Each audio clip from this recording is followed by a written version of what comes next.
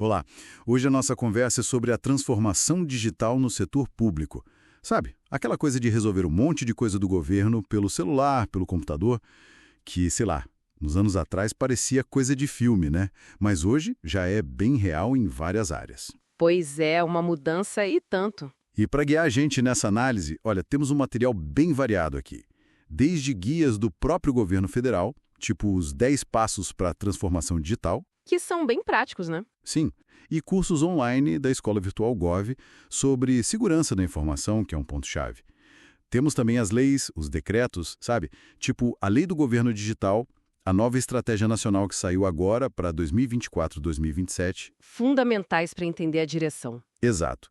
E ainda artigos sobre inteligência artificial, Big Data na gestão pública e, claro, pesquisas acadêmicas mais recentes olhando tendências, desafios. Um panorama bem completo. A ideia aqui é tentar entender o que essa transformação significa de verdade, sabe? Para além do discurso, quais são os ganhos concretos? Onde é que o calo aperta?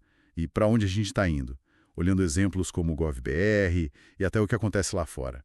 Ok, vamos desempacotar isso. Vamos lá. Para começar, então, quando a gente fala em transformação digital no governo, não é só digitalizar papelada, certo? É mais fundo que isso. Exatamente, é bem mais que isso. Não é só pegar um formulário de papel e transformar num PDF, né? É repensar todo o funcionamento. Usar tecnologia, IA, Big Data, nuvem, para redesenhar os serviços, os processos, e o foco tem que ser, assim, nas necessidades reais das pessoas. Mudar a forma como o governo opera e, principalmente, como ele interage com a sociedade. Faz sentido. E os benefícios que isso traz? Imagino que a eficiência seja o primeiro que vem à mente. Menos fila, menos burocracia. Sem dúvida. A agilidade, a redução de custo. Isso é enorme. Tem um exemplo interessante nas fontes da CEMIG, lá de Minas. Eles conseguiram economizar tipo 1,5 milhão por mês usando Big Data para achar fraude. É muito dinheiro. Nossa, bastante. Mas vai além da eficiência, sabe? Pensa no acesso. Serviço disponível 24 horas por dia, 7 dias por semana de qualquer lugar.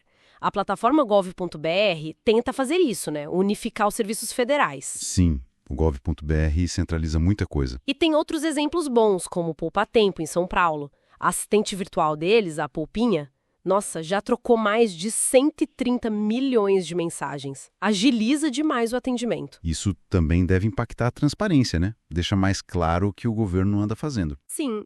E o que é fascinante aqui é como a tecnologia pode, de fato, fortalecer a confiança entre governo e sociedade. Com processos digitais, tudo fica mais rastreável, mais visível. O portal da transparência já foi um passo importante, mas dá para ir além. Como assim? Pensa nos robôs do TCU, Tribunal de Contas da União. A Alice, que verifica a licitação, a Mônica, são ferramentas poderosas de fiscalização, sabe? Usando tecnologia para isso. E essa transparência toda acaba ajudando em outra frente, tomar decisões melhores, mais baseadas em dados. Usando as informações que esses sistemas geram, certo? Exato. Plataformas como o GovData, que cruzam dados de vários órgãos federais, ajudam a desenhar políticas públicas mais eficientes. Lá fora tem exemplos criativos também.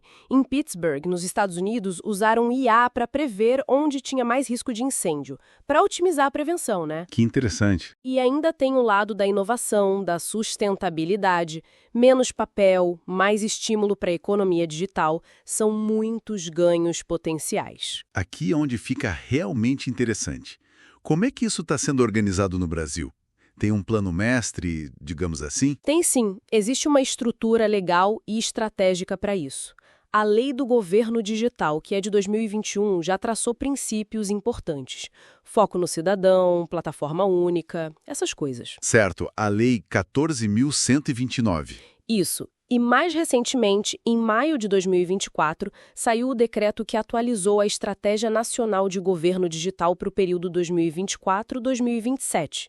Ele dá as diretrizes, o norte e, claro, tem os guias práticos como aqueles 10 passos que você mencionou da Secretaria de Governo Digital. Eles tentam passar a experiência, as boas práticas. Entendi a estrutura legal e estratégica. Mas, bom, lei e estratégia no papel não viram realidade sozinhas, né? Precisa de gente, precisa de tecnologia. Como isso acontece na prática? Com certeza. A capacitação dos servidores é um ponto neurálgico, especialmente em segurança da informação, privacidade. A própria lei bate muito nessa tecla. A Escola Virtual Gov, a EVG, oferece cursos nessa linha, o que ajuda. E a tecnologia em si? Quem desenvolve? Quem implementa? Olha, os caminhos variam. Pode ser com as equipes internas do governo mesmo, tipo o SERPRO no federal ou a Prodesp em São Paulo. Ou então com parcerias com universidades, por exemplo. E, claro, contratando empresas especializadas do mercado. E que tipo de tecnologia a gente está falando? Já mencionamos IA, Big Data. A de uma IA que ajuda a analisar documentos de projetos urbanos lá no Paraná. Big Data com o GovData, que já falamos. E a nuvem, né? Que traz muita eficiência, flexibilidade. Estudos internacionais tipo 1 na Jordânia mostram bem esses ganhos. Parece um cenário bem promissor, mas a gente sabe que o setor público tem suas particularidades, digamos. Implementar mudança assim não deve ser fácil. Quais os desafios que as fontes apontam? São vários e bem complexos, viu? Primeiro tem a clássica resistência à mudança, tanto cultural, das pessoas se acostumarem, quanto das próprias instituições, da burocracia interna. Imagina. E a questão do acesso? Esse é um ponto crítico, a desigualdade digital. A gente não pode esquecer que nem todo mundo tem internet boa ou mesmo um celular adequado. Se a transformação não for pensada para incluir, ela pode acabar excluindo mais ainda. Verdade.